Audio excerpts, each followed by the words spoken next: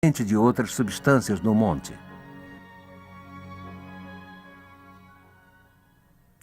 Muitas vezes nos perguntam se as evidências indicam a existência da arca no Monte Arará, por que simplesmente alguém não examina e resolve isto de uma vez?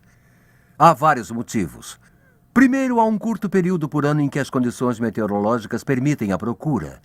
E até que a calota derreta, a arca permanecerá escondida na geleira.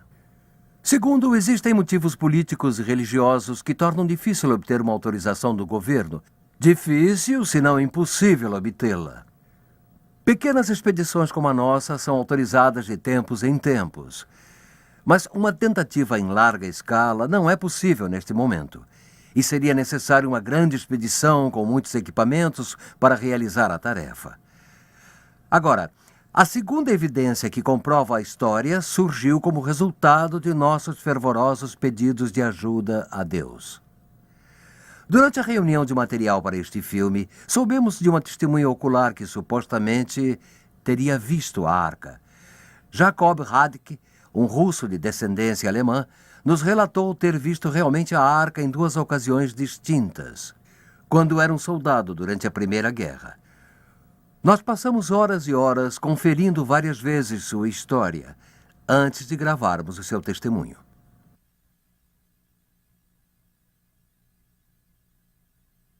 Eu tinha apenas 18 anos, quando fui convocado pelo Exército, onde nós tínhamos 3 meses de treinamento e, após nosso treinamento, penetramos na Rússia até o Cáucaso. E dali em diante, nós tínhamos de caminhar. Andávamos 2 dias e descansávamos, então 1. Nós caminhamos cerca de 3 semanas. Aí nós embarcamos naquele pequeno trem. E quando nós estávamos naquele trem, não havia vagão fechado. Exatamente como uma plataforma, sabe como é? Um vagão-plataforma. Diga-me, o trem era muito vagaroso? Sim, muito vagaroso. E quanto tempo realmente durou a viagem entre os 2 montes? Levou 1 semana para subir e 1 semana para descer. Alguém chamou a sua atenção para a arca enquanto viajava naquele trem? Sim, isso mesmo. O homem que conduzia aquele trem, ele apontou para que olhássemos a arca. Disse, vamos passar pelo Arará, e então nós todos poderemos ver a arca. E todos nós vimos. Bem, o trem era aberto, sabe? Vagões, plataformas. Qual era a aparência da arca? Bem, ela parecia com um grande celeiro de cor castanho escura, mas estava sobre um declive. Uma ponta para cima e a outra para baixo. O senhor me entende? E qual era o seu formato? A ponta que se projetava tinha o formato em V. A outra ponta era larga, sabe? Alguma parte da arca projetava-se no interior da geleira? Sim, sim. Quantas pessoas estavam no trem quando o senhor viu a arca? Em torno de 500. E todas elas viram a arca? Sim, todas elas viram a arca. Porque era um trem aberto. Não tinha outro jeito. Depois disso, sabe, na base onde nós estávamos durante quase o ano inteiro, todos acreditavam e falavam sobre a arca. E a mesma coisa quando nós retornamos para a Rússia, nossa casa. Então o senhor viu a arca mais de uma vez? Só 2 vezes. Quando entramos na Turquia e na hora em que fomos embora. O senhor não poderia ter visto apenas uma grande rocha? Não, senhor. Não. E isto lhe diz alguma coisa sobre a verdade da Bíblia? A verdade, é? O dilúvio está na Bíblia e a arca foi construída E agora nós a vimos, sabe? O senhor tem absoluta certeza de que foi a arca que o senhor viu? Sim, eu tenho certeza. Era. Como eu posso renegá-la se eu a vi, eu acredito e eu a vi?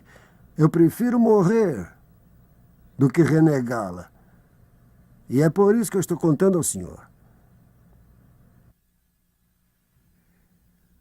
Aos que têm questionado a confiabilidade do relato do Sr. Haddock. Mas desde que o filmamos, encontramos 3 confirmações nas declarações do Coronel Corr, George Hagopian e James Bryce. Ficamos profundamente impressionados com a sinceridade do Sr. Haddock quando ele disse ao seu filho, após a filmagem, que agora poderia retornar à sua casa e morrer em paz. A sua narração sobre a Arca de Noé seria utilizada em um filme para falar às pessoas sobre a veracidade da Bíblia. Nós não apresentamos todos os dados disponíveis, e deve ser enfatizado que as evidências que nós apresentamos, tanto sobre o dilúvio quanto sobre a arca, não são provas conclusivas. Mas achamos que há evidências suficientes para permitir uma conclusão positiva. Principalmente, nós temos tentado eliminar as chances de alguém dizer que isto não poderia ter ocorrido. Temos mostrado que foi possível e adicionado evidências para assinalar que ocorreu. Mas o que tudo isto significa para nós? Primeiro, deveria intensificar nossa fé na Bíblia, a Palavra de Deus. É um livro merecedor de nossa absoluta confiança. Segundo, o relato histórico deveria nos impressionar pela veracidade do julgamento. Um Deus justo que não poderia perdoar o pecado no tempo de Noé, não ignorará o pecado em nossa época. Jesus disse, e assim como aconteceu nos dias de Noé, assim será também nos dias da vinda do Filho do Homem. Assim, Jesus comprova a autenticidade da narrativa de Noé e a relaciona à época de seu próprio retorno, quando as condições serão as mesmas que anterior ao dilúvio. O apóstolo Pedro também acreditou na história e mostrou que um julgamento no passado assegura um julgamento no futuro.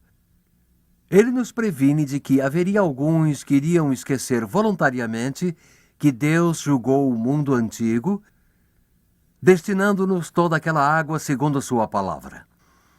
Agora Deus reserva-nos outro julgamento, desta vez pelo fogo. E para este julgamento precisamos nos preparar. Embora Deus tenha punido o homem pelo pecado, proporcionou também um meio de salvação, e este foi a arca. Mas era uma salvação pela fé. Aqueles na arca tiveram de crer e embarcar. E quando pensamos no julgamento no futuro, nossa salvação não está em uma arca de madeira, mas em uma pessoa. Jesus Cristo morreu para pagar por nossos pecados. E assim Ele próprio tornou-se a nossa arca da salvação. Mas precisamos entrar em seu caminho do mesmo modo que Noé entrou na arca, ou seja, crendo que Jesus morreu por nós e convidando-o a entrar em nossas vidas. Harry, eu oro para que todos os que tenham assistido a este filme recebam Jesus na primeira oportunidade. Obrigado, Jack. Oro por isto também.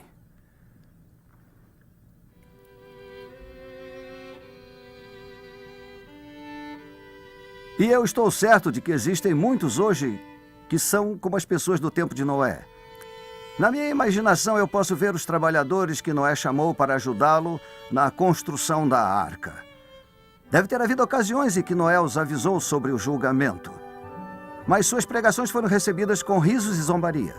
Ninguém jamais tinha ouvido falar sobre um dilúvio e nunca tinha chovido. E um julgamento? Bem, se existisse um Deus, ele não lançaria sua ira sobre eles. Então Noé e os seus continuaram o seu trabalho no grande barco, enquanto os outros saíram para comer e beber e praticar os seus pecados sexuais. E depois brigar e matar uns aos outros. Todo o tempo eles mantiveram o julgamento afastado de suas mentes. E assim foi por 120 anos. Noé lealmente preveniu e as pessoas sempre zombando. E chegou o dia profético, quando Noé e sua família e todos os animais embarcaram em segurança E Deus fechou a porta. Não havia mais esperança. Então a terra tremeu e os oceanos começaram a inundar seus litorais. E pela primeira vez na história, começou a chover. Então aqueles que haviam debochado de Noé e ridicularizado seus avisos buscaram segurança nas terras mais altas. Reuniram suas famílias e correram freneticamente de uma colina para outra, até que por fim não havia mais para onde ir. E suas mortes na água estavam prestes a ocorrer. Eles podiam buscar com os olhos na tempestade e ver a imensa arca transportando seus ocupantes em segurança. Que agonia e remorso devem ter se apossado de seus corações. Enquanto diziam para si mesmos, se ao menos eu tivesse acreditado, se ao menos eu tivesse obedecido, agora eu estaria salvo. Então as águas do julgamento os tragaram e desapareceram para sempre. Eu não tenho dúvida de que muitos no futuro julgamento estarão na mesma situação. Eles terão ouvido o chamado de Cristo, mas o rejeitarão. E quando estiverem diante de Deus, dirão em seu íntimo: oh, se ao menos eu tivesse acreditado, se ao menos eu tivesse obedecido e recebido Cristo, eu estaria salvo hoje. Eu devo apressá-los a receber Cristo como seu Salvador, sua arca da salvação, imediatamente. Façam isto antes que a porta se feche e não haja mais esperança.